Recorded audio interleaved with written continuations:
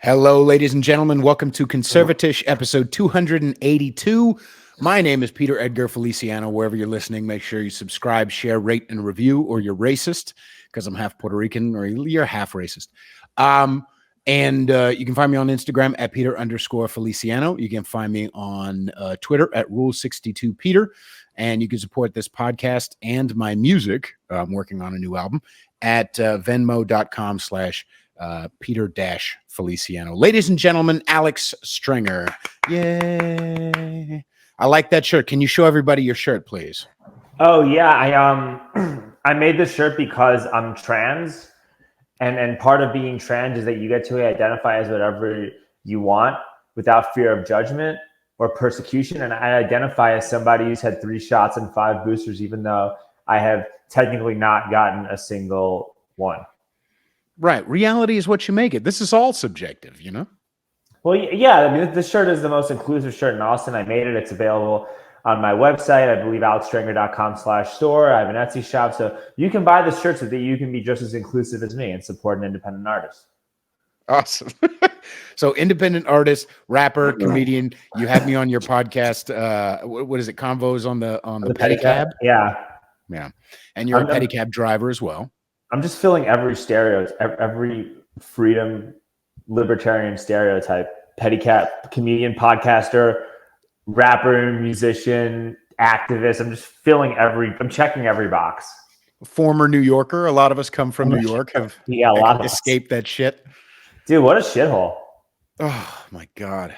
I mean, I think we talked about it when I was on your show, but like, I swear to God, every time I talk to somebody who's still stuck over there, I don't know what they almost think that it's just going to automatically change. There's just something that suddenly Eric Adams and the people who put him in there are just going to be like, you know what? You guys are right. Never mind. We're not going to try the 15-minute city thing on New York. They're never going to. No, that's never going to happen.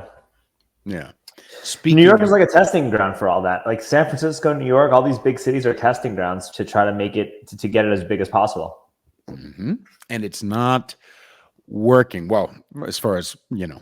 Well, actually, there's more to that. I mean, obviously, it's never going to work for humans. It's an anti-human idea. Yes, but the people that are running these cities are anti-human and espouse those ideals.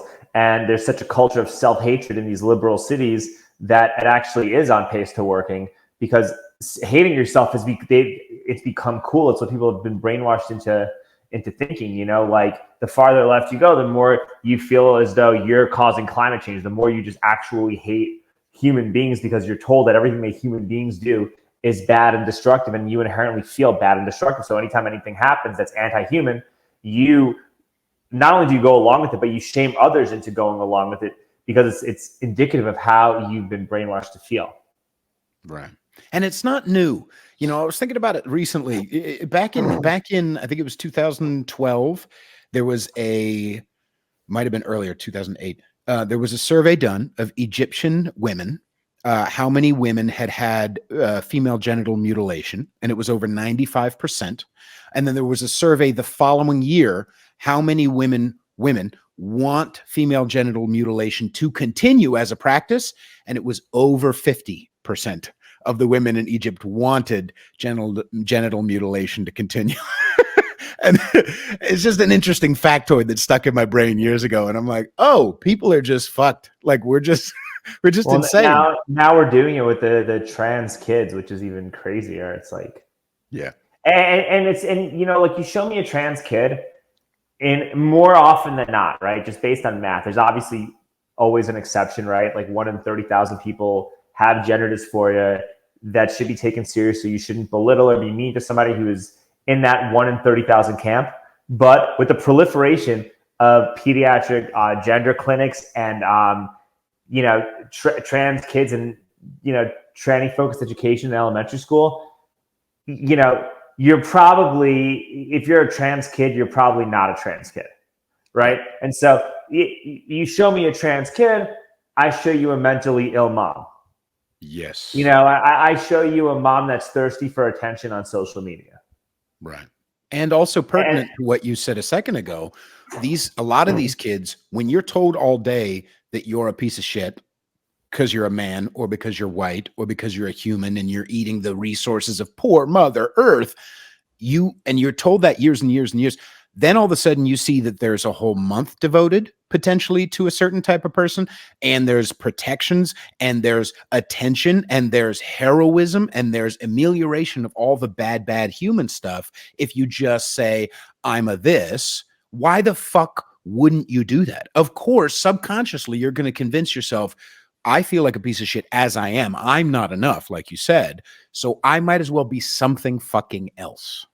Well, that's exactly what's happening. You don't want to be an oppressor, so you find a new way to make yourself oppressed. And then, all of a sudden,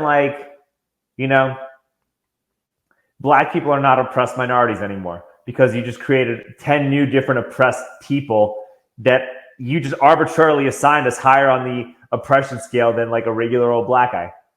Right. Or a regular Hispanic guy or something. Yeah. Like they're like, now they say that straight Black men are the white people of Black people. Like, it's so ridiculous.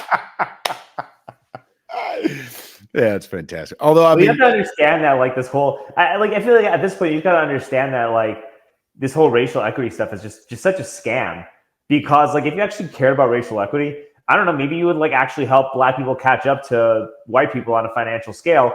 But instead of actually doing that, you just create 10 new oppressed people out of thin air just so that you don't have to help anybody catch up. Right. And liberals actively are trying to disarm Black people.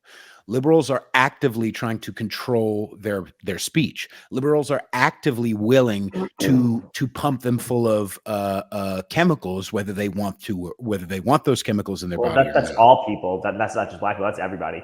No, absolutely.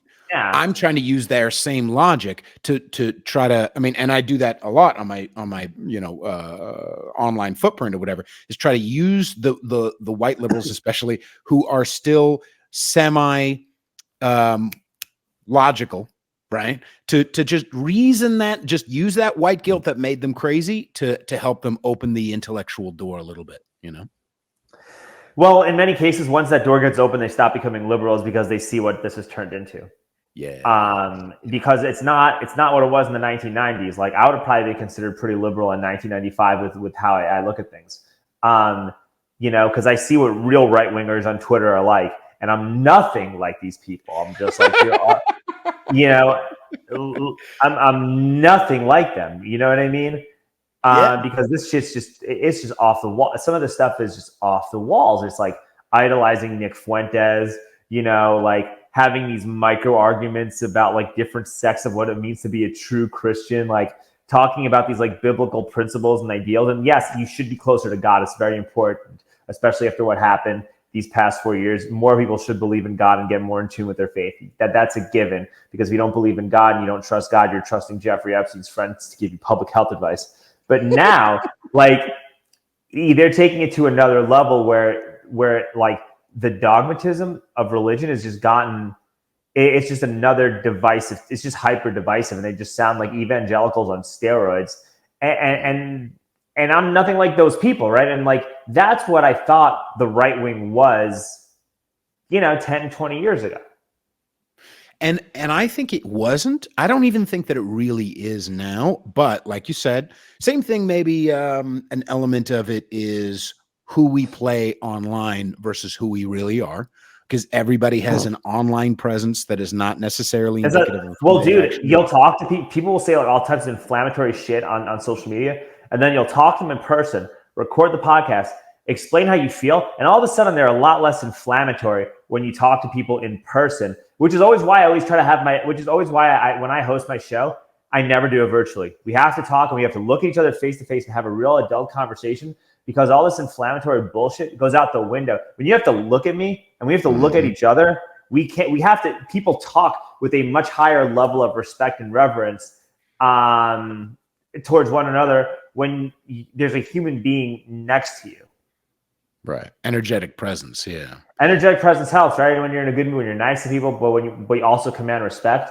That like hate, that hateful bullshit that you see online doesn't really exist anymore, or it exists a lot less, or you talk through it, Right. Although some of it, I will come to a little bit of the, maybe not right wingers defense, but some of it is also reactionary, meaning they don't actually believe these crazy things that they're saying. They're saying it because they're so angry at what the opposite is, and Yeah, they haven't had an outlet for it. Now, they should be more emotionally fucking mature, absolutely. But it's that pendulum swing that they think, well, in order to get us towards, hey, don't, cut off kids' dicks, we need to swing all the way to the other side. And I'm yeah, like, I've heard no, that no, argument. no. I've heard that argument before. That's a trap. Like this is literally what the communists want them to do. Okay, they need like these Marxists and these communists, like New World Order spokespeople, for lack of a better word.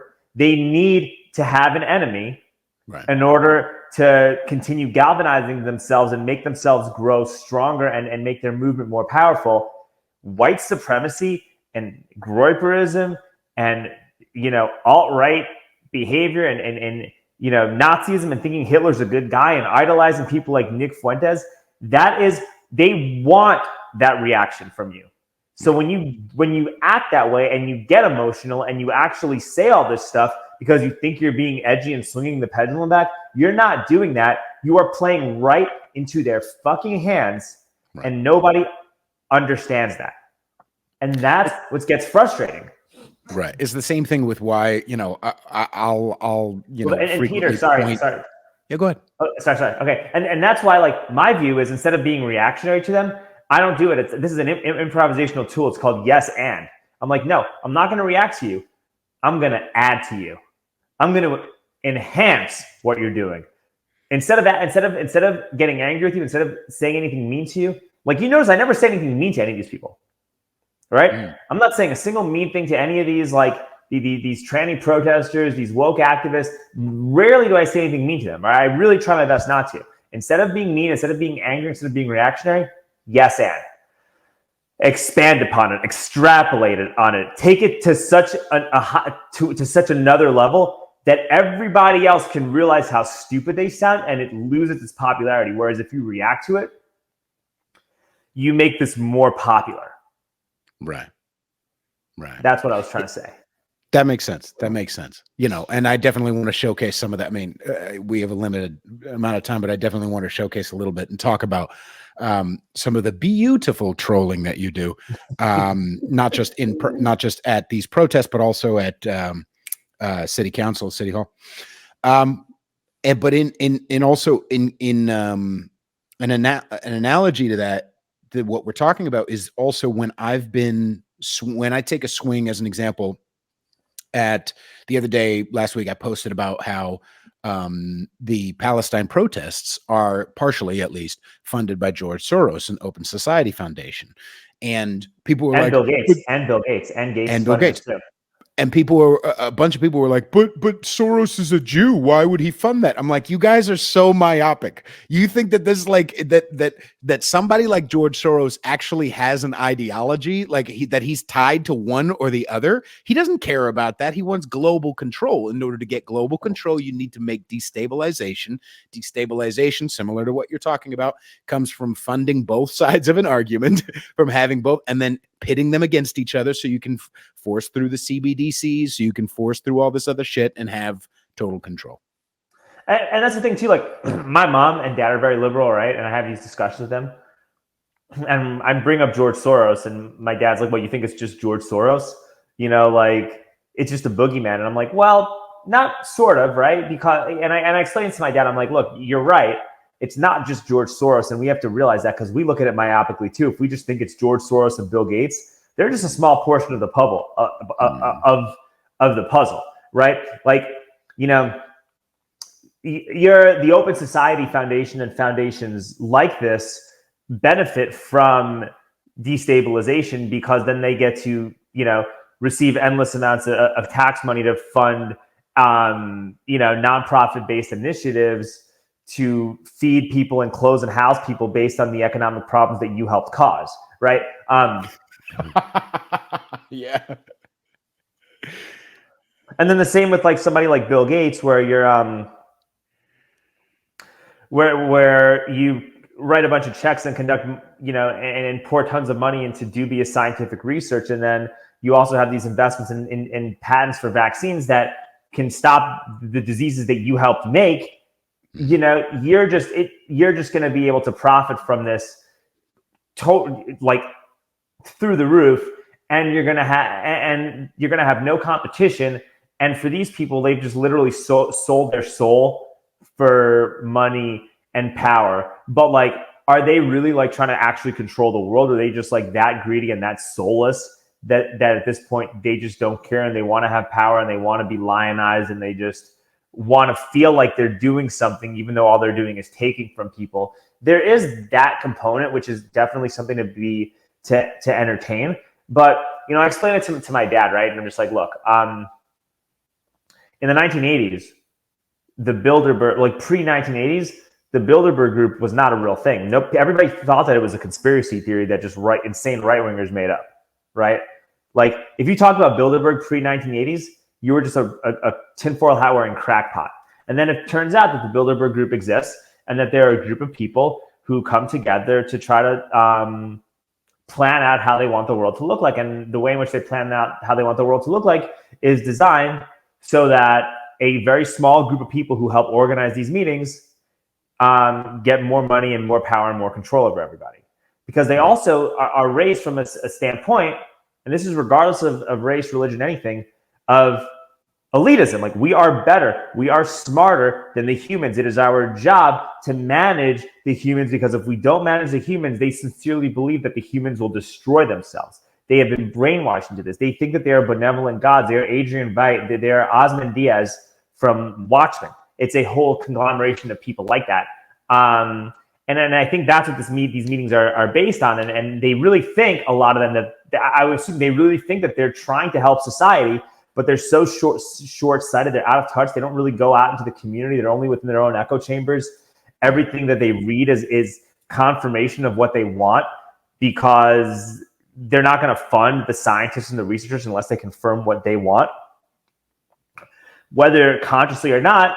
And so you just get caught up in these echo chambers, and then here we are right now, right?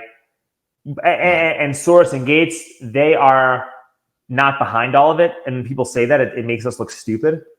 They are just actively complicit and the most visible figures in trying to implement this agenda. Right. And like you said, there's different. And they're also really easy to make fun of. They're also really easy to make fun of, which is why they continue getting proliferated. Right. And there's different reasons to be involved. So like, oligarchs at the top, I do believe similarly, they're elitists, they're Satanists, they're whatever, they're self-serving, they're greedy, blah, blah, blah, blah.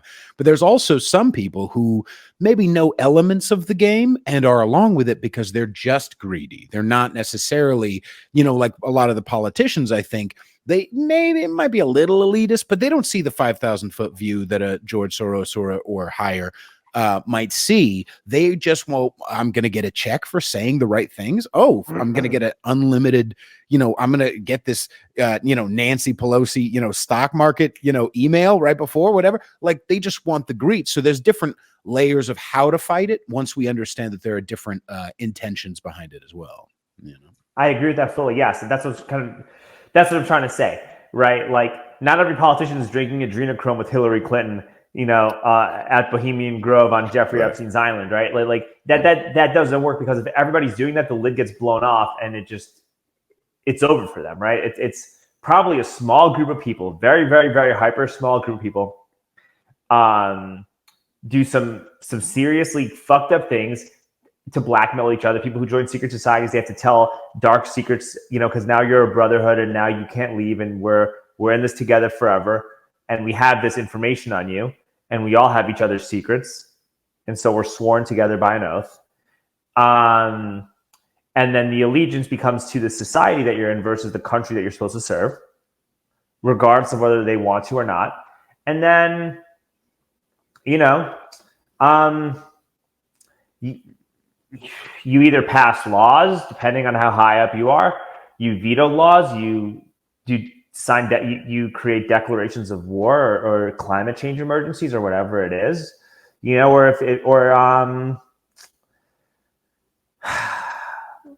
or you just like appoint people to certain boards that are going to do what you want them to do, you know, and the person that you appoint to chair a board isn't like necessarily involved in that secret society, but he might be somebody that like is close to he might be somebody that's like in a relationship with your daughter or in a relationship with your niece or like a good friend of your sister or somebody that you played hockey with as a football or hockey with as a kid or somebody that was in the same fraternity that wasn't in the same, like, you know, and so that's just kind of how it really just works. It's just like, well, I like Alex, hypothetically Alex, right? It's like, I like Alex, you know, he's always been nice to me. He's always hooked me up. He's always introduced me to the right people. He's always been really nice to me and always taking care of me. I'm going to have his back because he takes care of me, you know, and that might just be where they're at. And then like maybe somebody else a little below the line, like the state rep or the congressman is just like, yeah, I just want to, I'm a self-serving politician. I want to stay in office, or I want to change. I don't like how things are going. And then you get into office and the people that you rail against and are hateful towards, that you talk a bunch of shit to your voters, you come in there and instead of these people being hateful to you, which they don't, people think that like, hey, if you're an outsider running for office, that once you get in, everyone's going to be really mean to you and be an asshole to you. That's actually the opposite. You know what happens? They are really nice to you. They invite you to parties. They get drunk with you. They tell you that they like a lot of what you have to say, you know. Maybe they dangle the idea of appointing you to a commission. Maybe they have these items that they pass. Hey, some of this money is going to go to your district that can actually help you. And if you don't play along with it, like your district won't get this money, and they're not going to be happy if they can't. You know, if the roads aren't working, if the schools are messed up, if we can't pay the teachers, you know, that you think they're going to want to reelect you. You know, it just stuff like you just deal with more stuff like that versus like they go take you into a back room and threaten to kill you. It's more subtle than that, and people might not even realize what's happening. But you know, I'm trying to run for mayor of Austin. Oh, you are? I did in 2018. I tried to be the mayor of Austin. Okay, how did it go?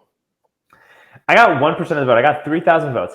My campaign was to build a dome around Austin and stop Californians from moving here. Okay, it was just like a parody. Yeah. That's been fucking fantastic. I love that.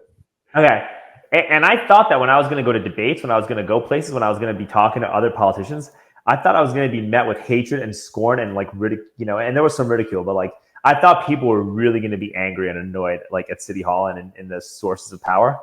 Right. And you know what? They were really nice to me. They were like, dude, your campaign's hilarious. How's the dome going? Let me buy you a drink. You know, they invited you to events. Like, people were really nice to me. Okay? They were really nice. They were extremely nice to me. Like, Greg Kassar, the guy, like the full-blown communist who used to be a city council member, I had a big wrestling belt on that said mayor on it. And I was like rolling up and I was like, I saw Greg Kassar pedicapping and I pointed at him. And he was like, love the belt, dude. Keep it up. You know, like he was really cool and charismatic and pleasant. All of that, that's what it is, right? Like, so you go in there wanting to like trash the establishment or trash the group of people or do X, Y, Z. And then once you get in there, the people that you're trashing, they'll be really nice to you. And what happens Mackenzie Kelly, she ran for city council. She is a District 6 city council member, the only conservative on the council. She was like in charge of it wasn't Save Austin Now, but there was a group to recall get Mayor Adler recalled. She was like helping to lead a group to remove Mayor Adler from office. Okay. All right. I met her in person the first time. It was like during COVID. We were trying to get petitions to get Adler removed from office based on the recall Adler petition. Okay. I wish I remember the group. It was not Save Austin Now because Matt McCoyak shares that, but it was. I wish I remembered this, but I don't remember it. But we met collecting signatures in the park during COVID to at Barton Springs to get Adler removed, and she was like struggling to get the signatures. And I was walking up to people. And I'm like, hey, you want to sign a petition to remove Steve Adler from office? He doesn't want you to be in the park right now. You want to sign do you want to sign the petition? Nice. Which is true. I'm like, he doesn't want you in the park. Would you like to sign this petition? Right. And like we got, and so we met that day, and like I went to her inauguration, like where she did her campaign kickoff. I like, you know, had her. She's been on my podcast a few times, and like we used to be buddies, right? And I, you know, I still like her. I don't have anything against her. And I went to her victory part when she won, like her run up, like when she actually had during the election, when she got into the runoff, we talked on the phone for a little bit after, like on election day of 2020, right? We were just talking on the phone about the campaign, and she was really happy that she got into a runoff. And then, you know, I went to a runoff celebration, and like we were celebrating together that she won. Okay. Right. And you know what happened once she gets in? You know, and you think everyone's going to hate her. They painted her out to be like a Nazi, a far-right white supremacist. They really pilloried her everywhere, okay? Right. You know what happened when Mackenzie comes in? Everyone's her friend. She gets invited to cocktail parties. She's hanging out with the other council members.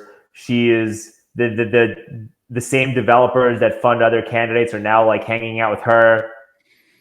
You know, it just becomes, you know, a lot of people don't really understand that. They think that like they're going to be fighting this battle for 4 years, and they're ready to get into this big fight, and they get in there ready to fight, ready to take on corruption, ready to do all this stuff, and then they are met with open arms and cocktails. And that's what people don't realize. You're met with open arms and cocktails and high fives and pats on the back and invites to concerts and, you know, the promise of higher office and speaking engagements and all of these nice things. And, you know, she actually has a good voting record, right, on the council. She doesn't like vote. Her voting record is good. Like she doesn't vote and for all that liberal bullshit and stuff that they're doing. But she's the only conservative on that council. She doesn't have to. You know what I mean? She has the easiest job in City Hall. Her job is the equivalent of being the punter in the NFL. And instead of like, and I think what happens is you come in there, realizing that, that I'm going to be the voice of reason. I'm going to push back against this woke insanity that's going on, right, in city government. And then all of a sudden, you just get invited to a bunch of cocktail parties. And you realize, well, no matter what I do, none of the, like, I can never get anything through. I'll never get an item passed because I'm the only one, right? You talking about Mackenzie? Yeah, Mackenzie. Okay. Mackenzie. I'll never get, nice lady, right? Sure. Even though she kind of threw me under the bus after I said that I was raped by Russell Brand a few months ago. It's fine. It's fine. It's fine. Whatever. Oh, God damn it.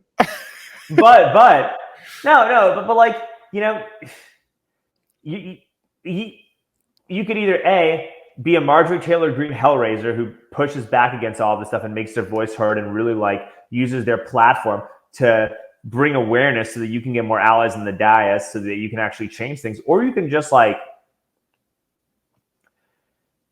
be quiet, vote, and go to cocktail parties.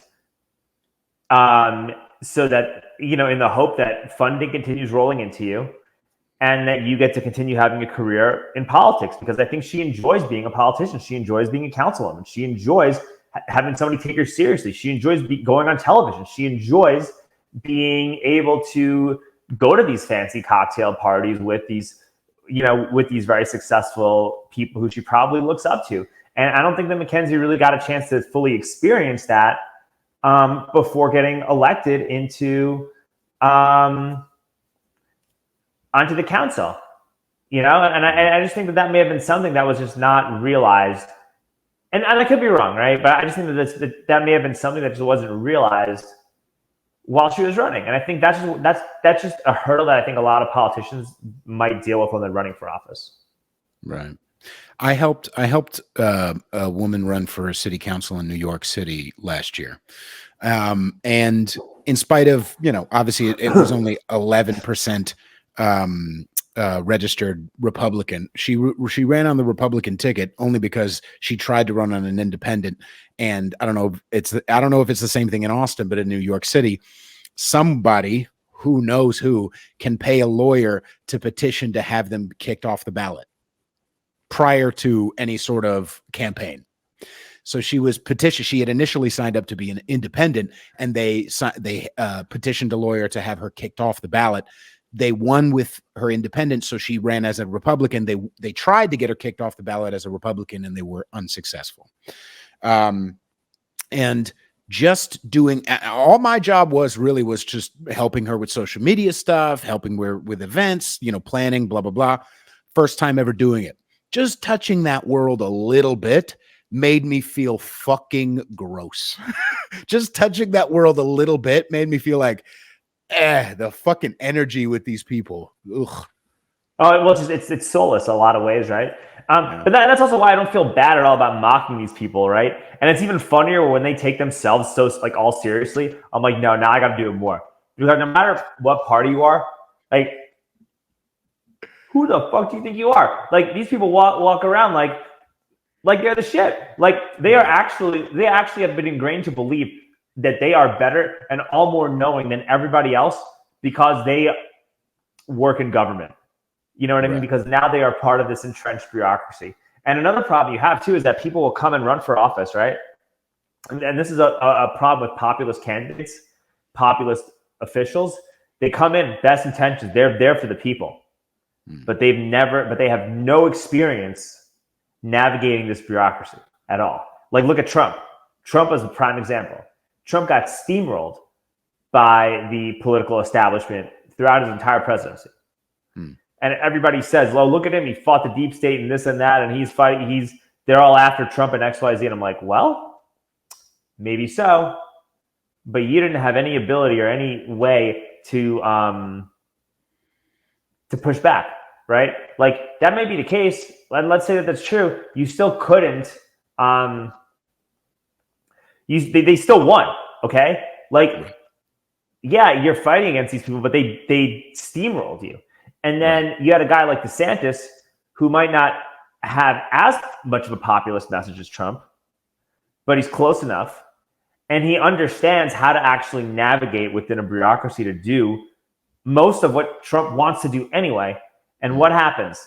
We all decide to turn on DeSantis, steamroll him, call him a rhino, call him a neocon, say all these things, talk shit about his shoes, criticize him because, like, his view on Israel might be different than somebody else's, or he passes a few laws that are not the best laws, but are also not horrible, and everyone makes a much bigger deal out of what these things are than what it makes a much bigger deal out of these things than what they actually are. And so we're doing this to ourselves. We're getting brainwashed, and you don't understand that. People need to understand that, like, if you actually want to successfully have a populist message, you have to know how bureaucracies work. And you have to go in there with realistic expectations. I don't think people come into these things with realistic expectations, is what I think it is. People come in, they're angry. And like, the angrier you are, it feels like, oh, look, I'm a fighter because of how angry I am. Well, no, you can be a happy fighter too. You can present a clear, concise set of issues and talk about how you can realistically address these issues. Like Kennedy is a pretty good example of, he'll talk about issues, and then he will be able to go on these long soliloquies about how he can realistically address the issue if he wanted to do it, right? Trump doesn't have that. A lot of candidates that are running for office, even in Texas, I don't know if they fully have that. There's a whole group of people that want Texas to leave the United States. Right. But they're not giving clear, concise reasons that resonate with everyday people for why we should leave America and be an independent state, right? Like, they're not talking about Joe Biden trying to stop you from self-custodying your finances, right? They're not talking about how a surge of illegal aliens at the border is going to destroy infrastructure, damage public safety, and also add to colonialist efforts abroad and make the wars that go on happen indefinitely without ever stopping, because now you can just throw bodies at the problem forever. That never gets talked about. It's just Texas, immigrants, gender, Christianity, just buzzwords to appeal to a hyper right-wing audience instead of being able to, like, logically convey the value proposition of something like 10 to somebody that is just a regular human being like us. Right. And I think that there's got to be an element of the whether you want to call it the oligarchs, the deep state, whatever the fuck you want to call it, that likes it when we are not only destabilized but also overwhelmed. Because when you're talking about the right wingers who are like, oh, good buzzword, it's not just they're retarded, right? It's also that they're intellectually lazy because they're overwhelmed. I mean, think about, okay, inflation is crazy. They're trying to keep up financially with the world. They don't have time to do all this other stuff emotionally, whatever. Okay, so just give me a buzzword. Okay, you said the right buzzword, or you said the wrong one, so you're gone forever, or you have my loyalty forever. It's intellectually laziness, yes, but it's also intellectual laziness built on overwhelm.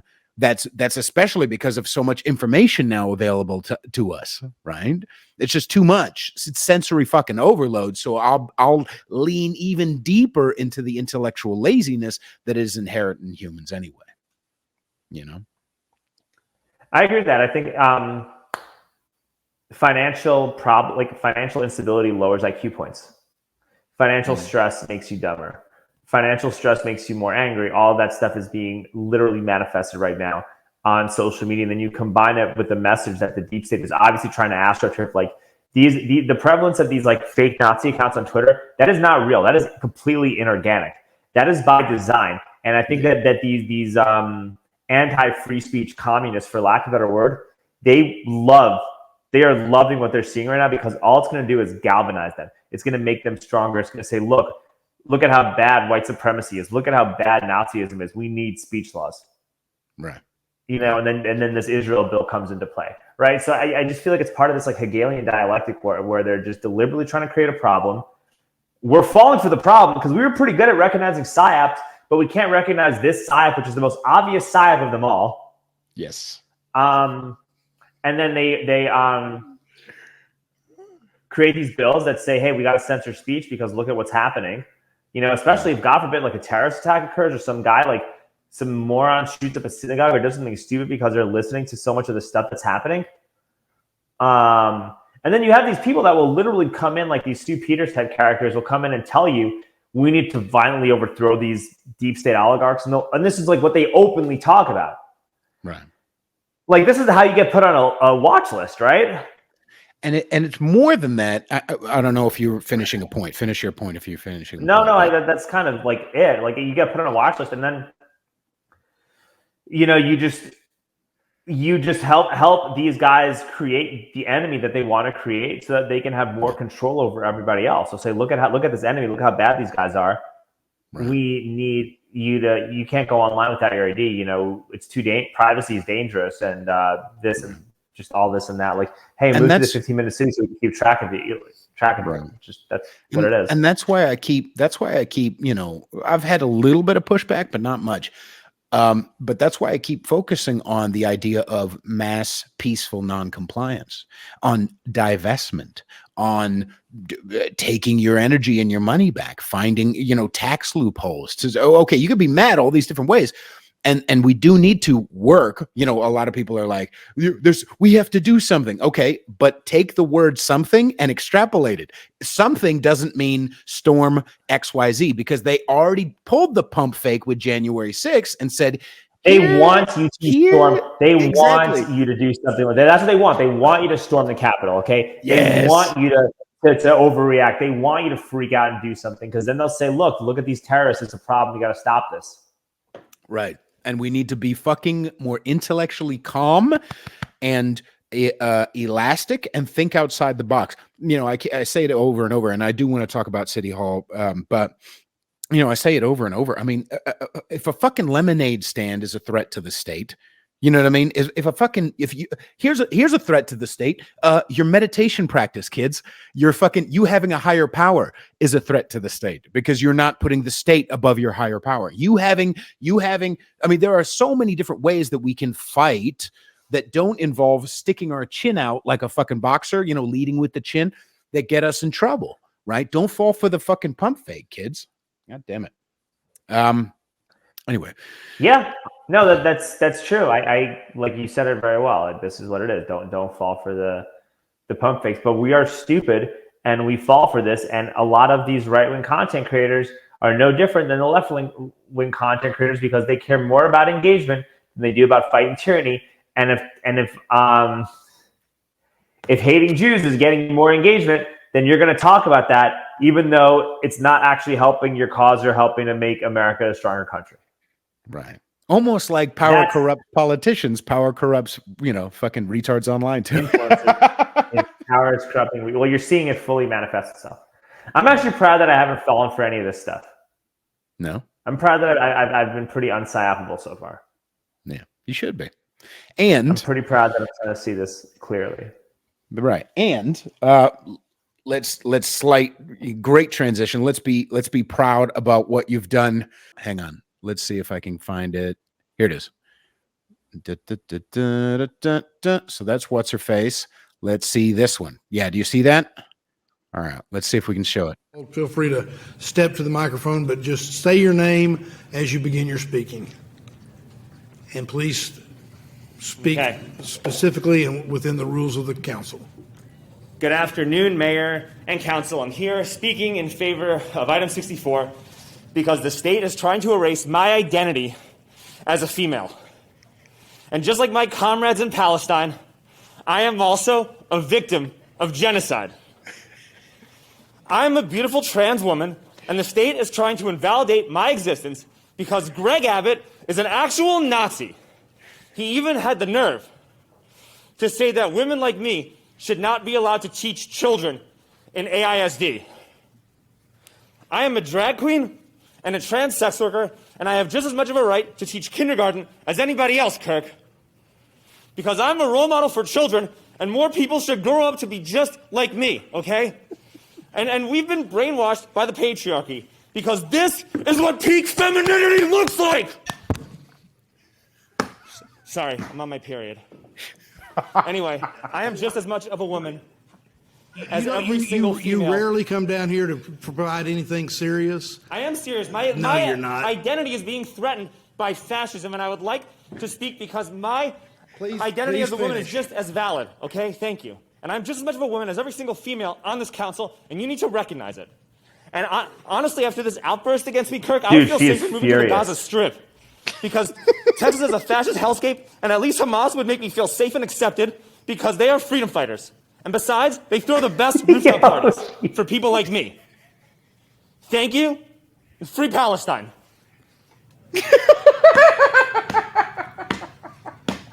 Are you done? I am done now. Great.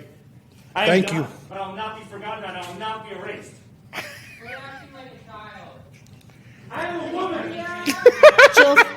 Jill Ferris, Joaquin Evans. Oh, fucking well done, sir. God damn it, that's fun. Thank you. Now, before we get into the meat of that, I do want to ask just a high-level question. When did you get balls to do Andy Kaufman-esque, like, fuck it, balls to the wall, fuck it? I know you already said you take their thing and you show them a mirror and you take it to you yes and. But where did that come from? I'm interested. No, I've wanted to do it for a minute. Well, I had some experience when I ran for mayor, kind of like, because I trolled the city for like 9 months running for mayor, so I kind of had an idea about what to do. It's an idea that I had like in 2021 with all the vaccine stuff, with how crazy all that stuff was, when I realized that you can't reason with a tyrant, and these ideas are so insane that all you should do is just imitate it so people can actually see how insane they are. And so, because if you actually ask them, hey, do you agree with this? Do you think this is a good idea? And you act like these people directly, they're going to say, no, this is horrible. And then they're going to be like, oh, wait, our government's doing this. This is really bad, And then, no, I just kind of made friends with Alex Stein, and he told me to do this stuff also. And so I just listened to him because it was a really good idea, and it's something I wanted to do anyway. And it's something that I felt I could be really like just as good at, if not better, than him, because I actually used to be a left-leaning human being, and I would have probably considered myself to be like a liberal 20 years ago.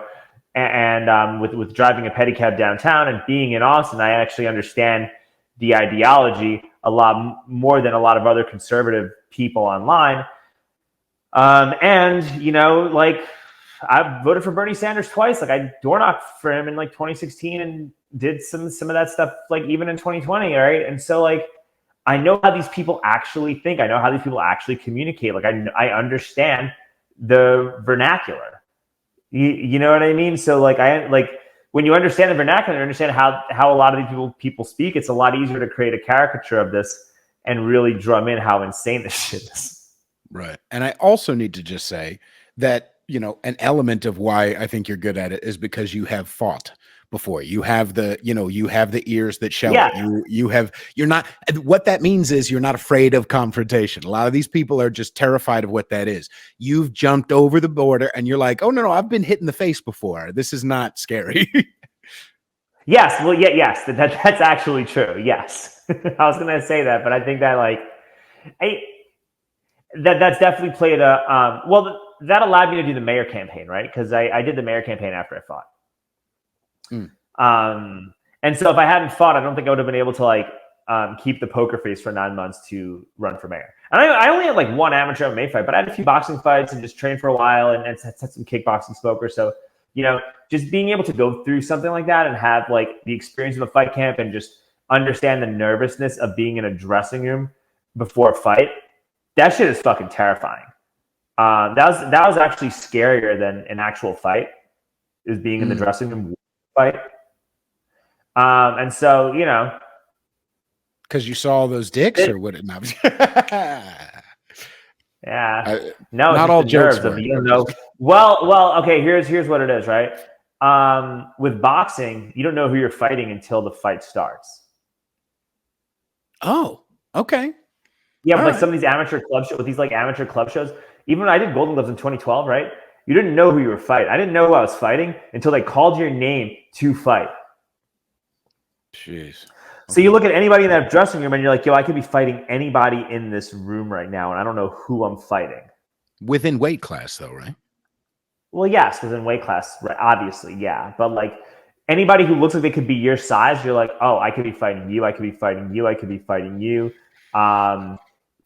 Why is this guy taking a nap right now before the fight? I really don't want to fight that guy.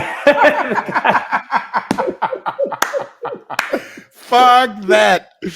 Oh, can you imagine that though? It's like the guy's taking a nap before the fight. And you're like, it's like John Jones. John Jones doesn't stare down. He like looks somewhere else. He's just like, he doesn't give a fuck. That's a brilliant move. Well, no, Mike Tyson will just look through you the whole time and won't break eye contact. That's what I tried to implement. But I also don't want to do that until I know who I'm fighting. Right? Like if I don't know who I'm fighting, I'm just gonna kind of like chill. I'm like, what I would do is I'd read a book. I would take a book and like read a book while I was waiting. Right. Or I would just, or pace around nervously, one of the two. Right. But like, it was a weird dynamic. You had people taking naps. You had some people like with their leg, they would like shake their legs would be bouncing up and down and shaking. And you could just see the nervousness of everybody in that room. But almost everybody who was in that room that had visible signs of nervousness, when it came to fight, they fought. Like they left it out there. The people that just were nervous probably got a little tired. They got a little tired a little more quickly than the guy who was taking a nap in the locker room. Jesus. But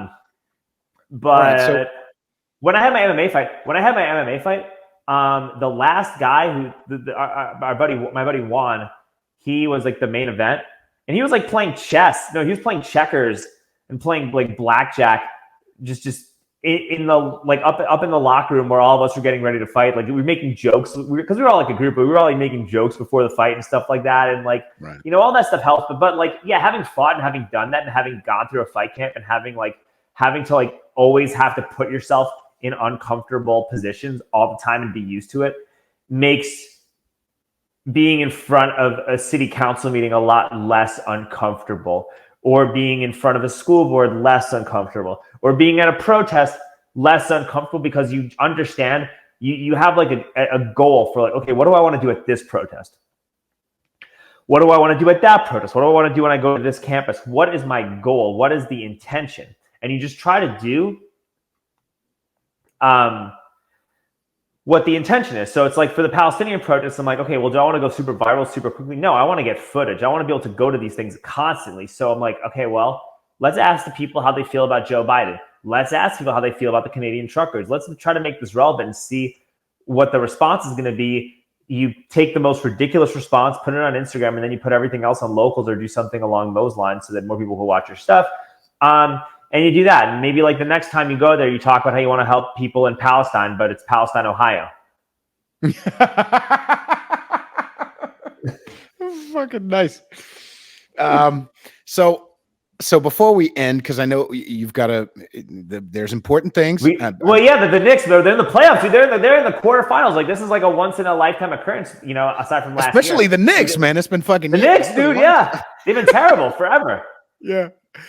But I did want to get this. So I am woefully, and part of it is intentional because I'm number one, I'm busy, and number two, I'm like, I'm a very jaded when it comes to politics in general. I'm not registered to vote, as an example.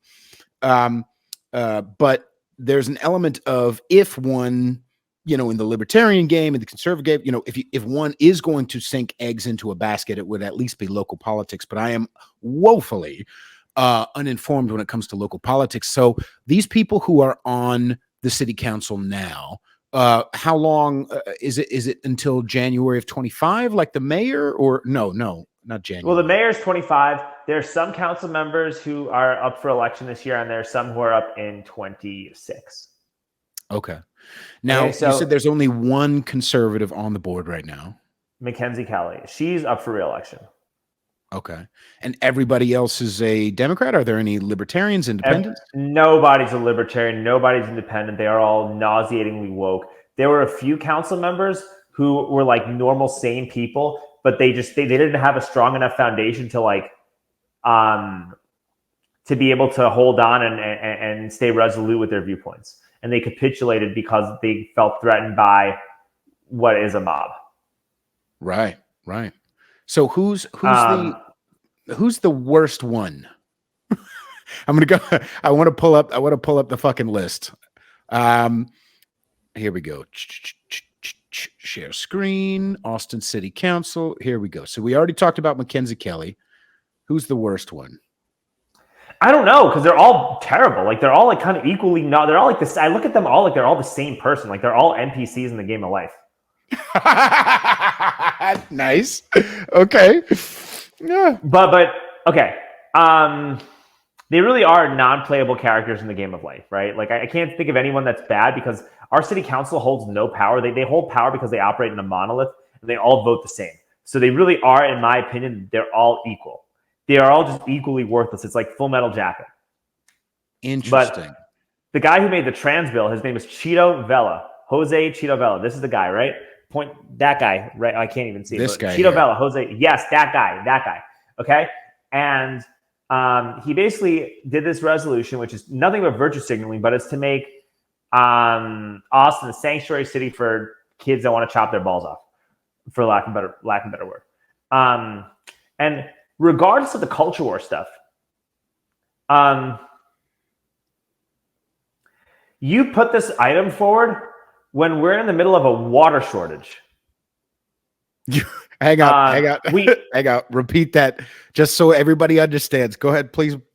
Okay. You put this item forward that's going to actually do nothing for anybody other than acquiring political capital for yourself and maybe money so that you can fundraise off of, while the city of Austin is in the middle of a water shortage that, if it is not addressed, we are going to have to water ration starting probably around July or August, unless we get an insane amount of rain this summer.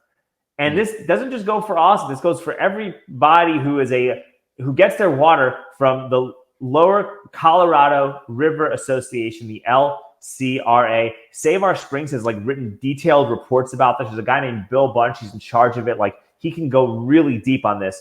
But we are in the middle of a full-blown water shortage.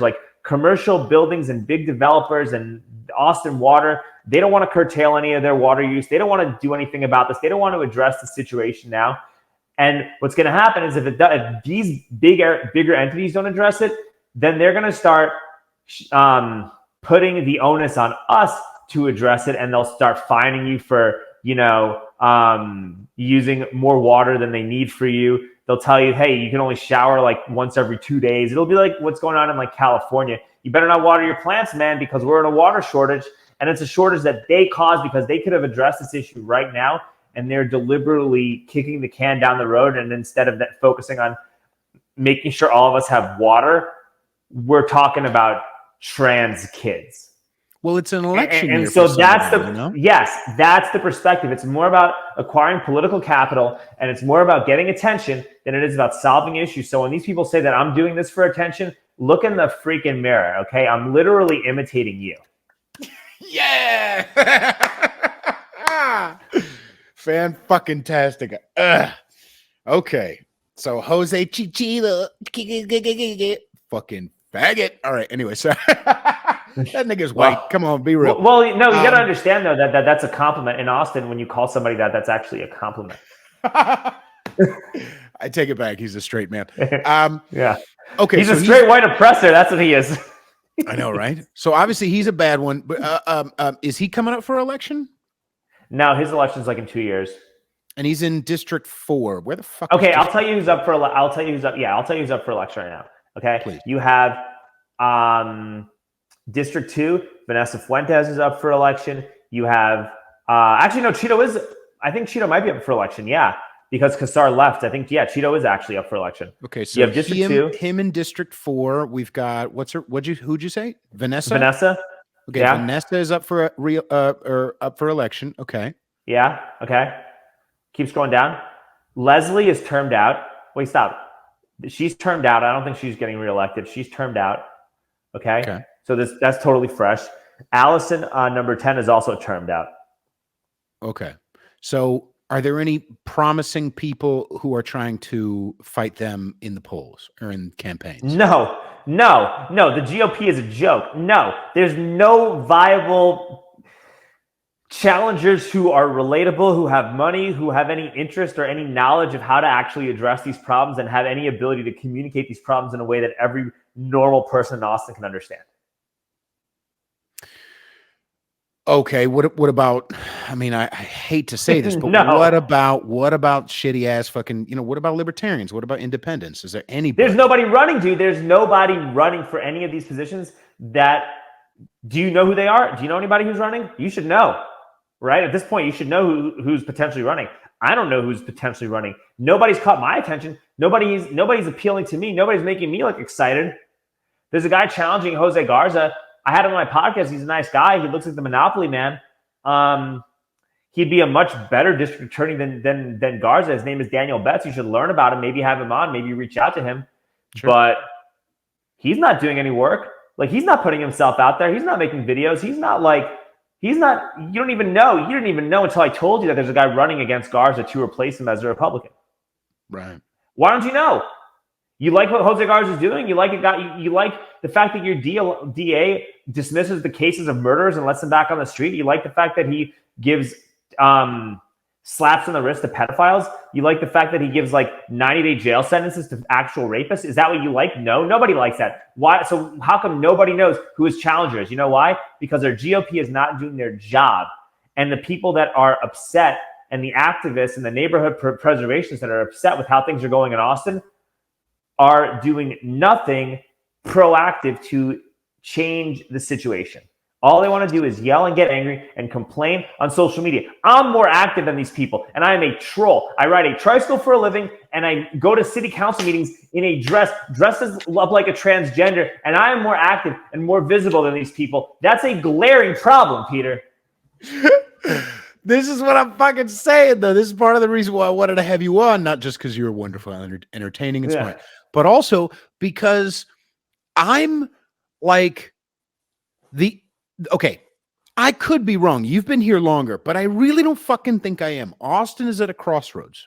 Austin has had a huge influx. I'm one of the people who escaped fucking New York within the last 3 years, to come to Austin, escaped California. There's a lot of libertarians, a lot of freedom-minded motherfuckers. Yes. Austin is not that woke, okay? People think Austin's super woke. Austin is not that woke, but our government is woke beyond belief, woke beyond the point of nausea, okay? You know why? Because the political leadership that is supposed to push back against that is non-existent. That's what I'm trying to say. All right. So, and part of it is really, and this is me talking to myself as well. The reason why the woke is so run amok is because of you and me, ladies and gentlemen. It's because we're lazy. Oh, I escaped California. I escaped New York. Bitch, are you at least plugged in? I'm not. And part of it is personally, I'm just fucking overwhelmed. I've got a lot of life. I'm fucking sick of all these cunts.